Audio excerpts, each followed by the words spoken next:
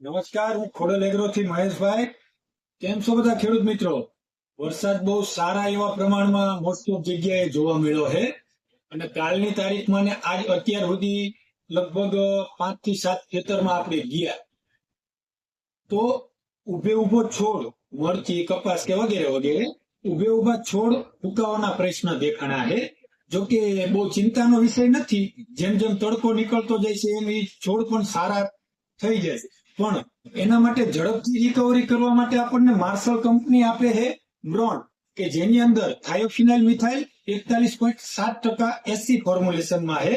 અને બીજું કે ખોરાક સ્વરૂપે આપણે દેવું હોય કે છોડનો ઝડપથી વિકાસ થાય, મૂળ આગળ વધવાનું ચાલુ થાય, તો તેના માટે 20 કે જેની અંદર આવે છે નાઇટ્રોજન, પોટાશ, મેગ્નેશિયમ, બોરોન, ઝીંક, આવા બધા પોષક તત્વોનો સંગ્રહ છે.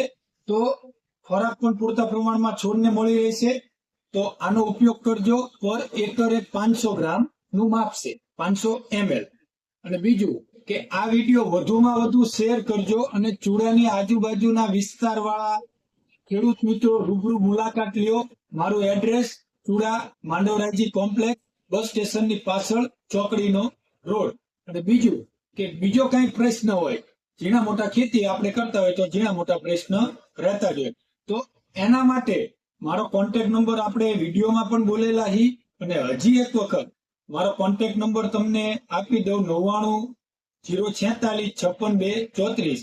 તો તમને પૂરતી ખેતીની બધી જ માહિતી, કે જ્યાં તમે અટકાવશો કે હવે આગળ શું કરવું શું નહીં, તો તમે એકલા ડિસિઝન લ્યો એ કરતા આપણે બે ભાઈ ભેગા મળીને ડિસિઝન લેવી કે આગળ શું કરવાથી આપણો કપાસમાં ગ્રોથ સારો રહે, ફાલ ફૂલ સારું રહે, કે મરચીમાં પોકેટનો સમસ્યા હોય કે બીજી કોઈ ફૂગની સમસ્યા હોય તો એના માટે શું ઉકેલ કરવો, એ આપણે બે ભાઈ થઈને ઝડપથી ડિસિઝન લઈ શકવી.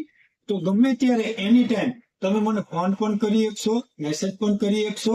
અને બને ત્યાં સુધી આ મારા વિડીયોને વધુમાં વધુ શેર કરજો, ફોલો કરજો.